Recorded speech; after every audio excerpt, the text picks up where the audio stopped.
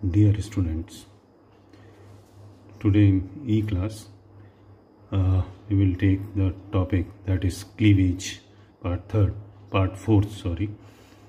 I am Dr. Harish Gautam, Associate Professor in Department of Zoology, Government College, Kota. As per the syllabus of University of Kota, we are discussing cleavage. Cleavage में हमने विदलन मतलब हिंदी में हम last time तक सारा हम बात कर चुके थे स्पाइरल और किस तरीके से पैटर्न्स ऑफ क्लीवेज। अब बात आता है पैटर्न के बाद जो आएगा that is types of cleavage, मतलब इनके कितने प्रकार हैं। तो इनका जो भी विदलन से या क्लीवेज के कारण जितने भी ब्लास्टोमियर्स बनते हैं उनका या फेट ऑफ ब्लास्टोमियर्स वो किस चीज़ पे डिपेंड करेगा, और वो डिपेंड करेगा बेसिकली जो है उनका हम जो बात करें on the basis of amount on distribution, कि उनका अमाउंट और कितना मतलब उसके अंदर योग कंटेंट है वो जो है वो किस तरीके, हम दो पार्ट में इसको डिवाइड किया है। On the basis of fate of blastomeres, वो उनका जो भी भविष्य होगा वो डिटर्मिनेट मतलब एक निर्धारी मतलब फिक्स्ड है, या इनडिटर्मिनेट यानी वो अनिर्धारी है, वो किधर की तरफ बनेगा। और इनका जो भी जो बेसिस ऑफ अमाउंट है जो योग का, उसके अकॉर्डिंगली और उनका किस प्रकार से डिस्ट्रीब्यूशन है वो योग का पैटर्न ऑफ योग उसके अकॉर्डिंगली होगा। उसको फिर हमने मैं इनको वापस लाइन से एक बार इन सबको पहले पॉइंट आउट कर रहा हूँ, फिर उनको एक एक करके हम समझते चले जाएंगे। जो amount and distribution of pattern of योग है, जो उसका वितरण है और अमाउंट है योग का, उसके कारण इसके अंदर ये दो प्रकार से हो सकता है। वो एक तो होलोब्लास्टिक मतलब पूर्णतः यानी पूर्ण भंजी हो, या मीरोब्लास्ट मतलब वो मीरोब्लास्टिक, होलोब्लास्टिक हो या मीरोब्लास्टिक। मीरोब्लास्टिक मतलब अनइक्वल या कुछ पार्शियल जो है, अंश भंजी इसको कहते हैं हिंदी में। तो अंश भंजी और पूर्ण भंजी यानी होलोब्लास्टिक और मीरोब्लास्टिक। फिर जो होलोब्लास्टिक है जिसमें पूर्ण भंजी जो हो रहा है उसके अंदर यदि हम ठीक है कि वो पूरी तरीके से पूर्ण तरह मतलब जो कट रहा है, वो जो भी ब्लास्टोमियर्स हैं वो इक्वल भाग में कट रहे हैं यानी समान भाग में विदलन हो रहा है, या वो अनइक्वल भाग में हो रहा है। तो ये तो हमने बात करी होलोब्लास्टिक के अंदर, होलोब्लास्टिक इक्वल या मतलब equal cleavage, holoblastic and unequal cleavage. फिर हमने इसी को बात करी यहाँ पर कि डिस्ट्रीब्यूशन जो है मीरोब्लास्टिक जो है यानी अंशभंजी जो है, वो अंशभंजी जो है या तो पूरी तरीके से अंशभंजी है, हम यही कह सकते हैं कि एक तो एक प्रकार मतलब पार्शियल हुआ है, और दूसरा हुआ कि जो अंशभंजी है वो सुपरफिशियल उसके सिर्फ ऊपरी भाग पर हो रहा है। तो यहां तक कि हम इस बात को एक एक करके समझने की कोशिश करते हैं। तो जो सबसे पहले जो हम बात कर रहे हैं वो कर रहे हैं यहाँ पर, अब इसको मैं कॉपी पेन से समझाने की कोशिश करता हूँ आपको, कि जो डिटर्मिनेट टाइप जो क्लीवेज होगा उसके अंदर यदि ये एक कोशिक ये ब्लास्टोमियर है और उसके अंदर ये जर्म प्लाज है और यहाँ पर ये न्यूक्लियस हो गया और यहाँ पर उनका डिवीजन हुआ, तो यहाँ से इस प्रकार वो यहाँ से यूं हुआ और ये इसका पार्ट हुआ। तो ये जो बना इसका P1 बन गया और ये AB यदि हमने इसको कहा, तो यहाँ से इसके अंदर यहाँ पर नो क्रोमोसोम डिमिनेशन, यहाँ पर जो है नो क्रोमोसोम। और इसके बाद फिर वापस से जो हुआ वो यहाँ से इस तरीके से हम इसका डिवीजन की बात करेंगे।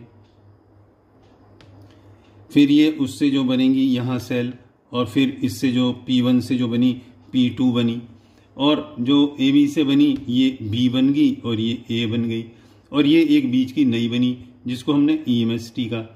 फिर इससे नेक्स्ट जो हम बात करें कि यहां से आगे चलें तो फिर ये बी बन गई, फिर ये ए बन गई और ये P2 हो गई, ये EMST हो गई। मतलब इस तरीके से ये सेल्स अलग अलग प्रकार से अंदर अलग अलग बन गई। फिर ये आगे चलता चला जाएगा और फिर उनके अंदर यदि हम सबसे पहले B1 जो थी फिर वो A1 है, फिर उसकी A2 बन जाएगी, या B1 जो थी जैसे हमने इसको B1 कहा, इसको A1 कहा, इसको A2 कहा, इससे जो बनेगी वो B2 बन जाएगी। फिर इससे एक और निकलेगी तो हम उसको C कह देंगे। यहाँ से जो, क्योंकि ये जो E बनी थी यहाँ से, ये हम इसके नीचे ये डॉट जो मैं कर रहा हूँ वो उसके नीचे की तरफ से आ रही हैं सेल्स, तो वो उससे बन जाएगी। जैसे E और M और ST हमने बात करी थी, यानी E सेल अलग हो जाएगी, ये MST हो जाएगी। तो और ये P की जो हमने बात करी थी पहले, ये P2, इससे P3 बन जाएगी, ये यहाँ से ये इस तरीके से P3। तो इसको ये पूरी प्रकार से इसके अंदर डिटर्मिनेट, यानी इन सब का जो भी यहाँ पर जो सेल्स थी इनिशियली, यहाँ से इनका पूर्णतया होलोब्लास्टिक डिवीजन हुआ और वो डिटर्मिनेट हुआ, यानी आगे उसका भविष्य निर्धारित होता चला गया। यहाँ तक हमने बात कर ली। फिर अब हमने वापस से इस बात को करें कि on the basis of amount and distribution pattern, तो हमने जो बात करी ये तो डिटर्मिनेट, और यदि ये इनडिटर्मिनेट यदि होता तो इनडिटर्मिनेट में जो भी है भविष्य पहले से निर्धारित नहीं होता, तो वो जो है वो उनके अंदर कुछ भी नहीं होगा और वो अलग हो जाएंगे। इनसे जुड़वा होने की संभावना है, जो भी आगे जो भविष्य बनेगा उनके अंदर कपल वाले बच्चे पैदा हो सकते हैं। अब हम बात कर रहे हैं ऑन द बेसिस, ये जो हमने सेकंड पॉइंट की जो बात कर रहे हैं, इसके अंदर होलोब्लास्टिक और मीरोब्लास्टिक। तो इसके अंदर जो मैं जो बात कहना चाह रहा था कि जब जब इसके अंदर यहां पर योक कंटेंट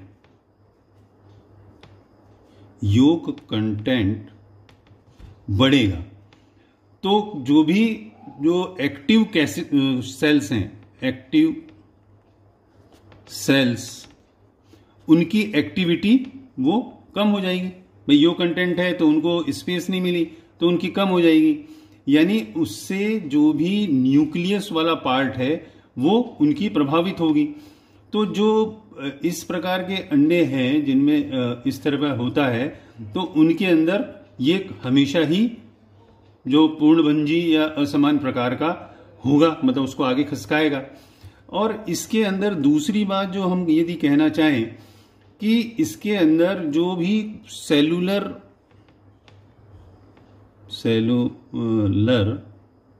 पार्ट जो होगा वो जैसे माइटोकॉन्ड्रिया है या जो भी उसके अंदर जो भी पार्ट हैं वो सरफेस पे मूव करेंगे। ठीक है, वो सरफेस पे करेंगे। इससे जो है वो सरफेस पे करेंगे तो उनके अंदर ग्रेजुअली उनके अंदर डिवीजन होगा और वो उसके अंदर अलग अलग तरीके से डिवाइड होते चले जाएंगे। इस प्रकार हमने इसको दो पार्ट में हमने बात करी थी, दैट इज मीरोब्लास्टिक और मीरोब्लास्टिक सुपरफिशियल। यदि वो सरफेस पे कर रहा है तो वो जो है सुपरफिशियल होगा, और यदि वो बीच तक जा रहा है तो मीरोब्लास्टिक आधे तक ही गया उसके अंदर। तो ये दो प्रकार का हुआ। इसको डायग्राम से यदि हम बात करें, जो होलोब्लास्टिक इक्वल जो हम बात कर रहे हैं, जो यहाँ पर ये इसको इक्वल और अनइक्वल की जो बात करी थी, तो उसके अंदर जितनी भी पहले सेल्स जो थी, पहले यहाँ पर हमने यूँ बात करी, ये यहाँ से डिवीज़न हुआ, फिर उससे उसके अंदर जो दूसरी स्टेज बनेगी वो यहाँ से और यहाँ बन गई। इस प्रकार फिर यानी ये फर्स्ट सेकंड, ये तो जो हुआ it was first division, it was second division. फिर जैसे ही हम इसके अंदर बात कर रहे हैं कि थर्ड डिवीजन जो होगा कि ये फर्स्ट हुआ था, ये सेकंड हुआ था, फिर ये थर्ड हुआ, तो इट इज थर्ड डिवीजन। तो ये फिर इसके बाद इसी में लिखता चला जाऊं मैं, तो यहां से ये फिफ्थ यहां पे हुआ, फिर सिक्स्थ हुआ, यानी फिफ्थ सिक्स्थ। और इससे अल्टीमेटली क्या होगा, ये पूरा का पूरा जो है उसके अंदर ये सेल्स इस प्रकार से पूरी भरती चली जाएंगी, और जो हम इसको कह रहे हैं कि ये अल्टीमेटली ब्लास्टूला स्टेज, क्योंकि इसके अंदर ये जो है एक कैविटी बन गई है पूरी, ये जो आप देख रहे हैं, दिस इज ब्लास्टोसील। तो जो इसकी ब्लास्टूला की आइडेंटिफिकेशन भी यही है कि उसके अंदर ब्लास्टोसील बन जाए, उसकी पहचान भी यही है। ब्लास्टूला और गैस्टूला के अंदर जो हम बात करते हैं वो ब्लास्टूला स्टेज, जबकि उसके अंदर कोई भी ऐसी कैविटी बन जाए या सील बन जाए तो उसको हम ब्लास्टोसील कहते हैं। गैस्टूला यदि बनेगा उसके अंदर फिर ये अंदर की तरफ घुसने लगेगा और वो कैविटी बनती चली जाएगी, वो ब्लास्टोसील कहलाएगी। तो यहां तक हमने इसकी बात करी। अब हम जो बात कर रहे हैं अनइक्वल की, ये जो अनइक्वल है, उस अनइक्वल के अंदर क्या होगा कि जितने भी जो वो है वो बड़े बड़े बनने लगेंगे। फिर है जो हमने बात करी मीरोब्लास्टिक। मीरोब्लास्टिक के अंदर अंशभंजी यानी मतलब कुछ पार्ट ही। तो इस प्रकार के विदलन में जो सबसे बड़े जो होंगे गोलार्ध पीत की, जिनके अंदर अंडों में पाया जाता है, उनके अंदर खांच केवल वहीं तक, मतलब ऊपर तक ही, ये सिर्फ यहां तक ही, ऊपर सरफेस तक ही जाए तो वो कह रहेगा। और यानी नीचे वाला जो भी योक का पार्ट है वो निष्क्रिय, मतलब उसके अंदर वहां पे डिवीजन नहीं होगा। अब हम दूसरा जो हम बात कह रहे हैं दैट इज सुपरफिशियल, यानी सिर्फ सरफेस पे जो होगा उसके लिए हम बात कर रहे हैं। इस प्रकार का जो क्लीवेज है, बेसिकली जो कीट जो होते हैं, छोटे कीड़े जो हैं आर्थ्रोपोड या इंसेक्ट्स, उनके अंदर पाया जाता है। तो यहां पर होता क्या है कि जैसे इसको डायग्राम से मैं समझाने की कोशिश करूं, वापस से इसको आप देखने की कोशिश करें कि ये जैसे एक डायग्राम यहां पर है, इसके अंदर ये पूरा यहां तक, इसके अंदर ये तो न्यूक्लियस पार्ट है, ठीक है।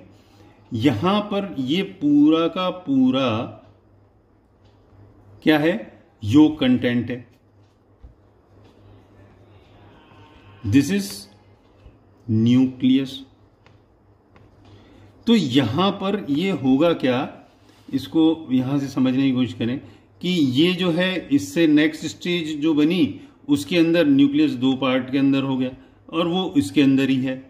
फिर दो से, अब मैं एक ही डायग्राम में आपको समझाने की कोशिश करूंगा कि यहां से इसके अंदर, ये एक बड़ा डायग्राम बना रहा हूं मैं थोड़ा सा कंपैरेटिवली, इसके अंदर न्यूक्लियस वाले पार्ट की कर रहे हैं, ये 4 हो गए, 4 से फिर ये 8 हो गए, 8 से ये 16 हो जाएंगे यहां पर, इस तरीके से ये सारे के सारे हुए। तो ये वाला जो है, ये जितने भी सारे कहलाएंगे ये एनर्जिड्स कहलाएंगे। और ये सारी की सारी जो है, ये सारी की सारी फेज जो है बीच में न्यूक्लियस जो आ जाएंगे, ये प्राइमरी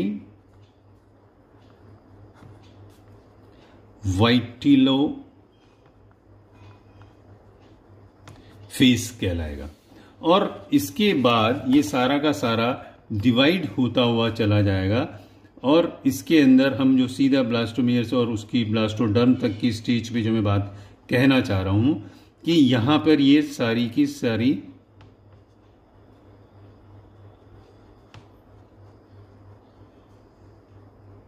ये सारी की सारी, ये तो हो गया जर्म बैंड। और ये सारी की सारी क्या कहलाएंगी, आपको सारी सेल्स दिख रही हैं, ये सारी की सारी कहलाएंगी ब्लास्टोडर्म, क्योंकि एक लेयर बना दी है, जैसे एपिडर्म अपन बोलते हैं, तो ये पूरी ब्लास्टोडर्म कहलाएगी। तो इनसे अल्टीमेटली होगा क्या कि ये यहां पर जो यदि अल्टीमेटली हम जो इसकी जो पूरा उसको बात करें कि ये जो बना किस तरीके से, तो ये तो हो गया, यहां की जो भी सेल्स कहलाएंगी वो तो एक जगह एग्रीगेट हो गई। ये सारी की सारी कराएंगी पोल सेल्स, ठीक है। और यहाँ पर फिर इसके अंदर खांच बनना चालू हो जाएगा, जैसे हम, क्योंकि हम कीटों की बात कर रहे हैं, तो ये सारी की सारी यहाँ पर तो ये सारी की सारी ब्लास्टोमेल्स लगी हुई हैं, ठीक है। तो ये सुपरफिशियल क्लीवेज कहलाएगा।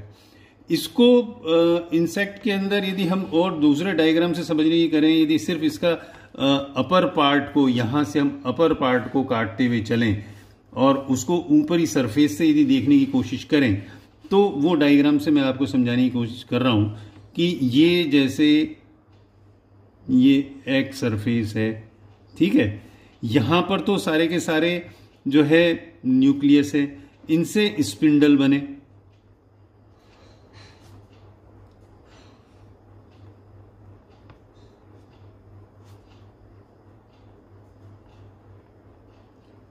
ये जो सारे के सारे बन रहे हैं, दीज आर माइटोटिक स्पिंडल। और ये बेसिकली क्या है, हमने बात करी है सरफेस। तो यहां पर इनसे यदि हम और नीचे यदि हम चलें, तो ये सारी की सारी यहां पर इनसे जो नेक्स्ट स्टेज के अंदर जो बात करेंगे कि इनके अंदर फिर ये एस्टर जो बन गए और इनसे न्यूक्लियस बन गए, ये यहाँ से इसको यूं इस तरीके से झुकने लग जाएंगी। और फिर इससे अगली स्टेज के अंदर क्या होगा, ये और ज़्यादा अंदर आ जाएंगी। और अल्टीमेटली जो हम जो बात करें कि ये सारी की सारी पूरी सेल्स जो हैं इस तरीके से ये बनती चली जाएंगी। इनके अंदर ये एस्टर, ये न्यूक्लियस, तो ये nuclear elongation of cellularisation in insect blastoderm कहलाएगा। बात समझ में आ गई? वापस से मैं लिख देता हूं, न्यूक्लियर इलोंगेशन, क्योंकि उनका लंबाई हुआ है, इलोंगेशन एंड सेलुलर जो है इन इंसेक्ट्स में होगा। तो सेलुलराइजेशन किस तरीके सेल पार्ट को जाएगा, तो ये हमने एक और इसके अलावा होता है, दैट इज डिस्कॉइडल। तो ये सिर्फ यदि हम जो इसके अंदर एक और जो बात कर रहे हैं सुपरफिशियल, उसको समटाइम्स डिस्कॉइडल भी कहते हैं, जो सिर्फ डिस्क पे ही जो चल रहा हो उसको डिस्कॉइडल कहते हैं। तो वो सिर्फ डिस्क पार्ट पे होगा, यानी यहां से यदि हम बात करें तो जो भी सेल है उसके सिर्फ ऊपर की तरफ डिस्क पे, ये ऊपर का हम पार्ट कर रहे हैं, जैसे सिर्फ इस सरफेस पे ही होने लगे, यहां पर यहीं पे 1 डिवीजन, 2 डिवीजन, 3 डिवीजन, ये डिवीजन, और इसके नीचे वाला पार्ट जो हम नीचे जो बात कर रहे हैं वहां पे कोई भी नहीं हो, तो डिस्क फॉर्म के अंदर होगा। तो this is all about types of cleavage, और अपना ये क्लीवेज वाला पार्ट खत्म होगा अब। और इसके अंदर बस सिर्फ फिजियोलॉजी की कुछ बात है, मतलब अपन जो बात करेंगे कि इसके अंदर कौन से मतलब सीलोब्लास्टिक होते हैं, डिस्कॉइडल होते हैं, बस उनके अंदर छोटा सा पार्ट बचा है। उसके बाद we will discuss fate map कि उनका भविष्य क्या होगा। ठीक है, थैंक यू।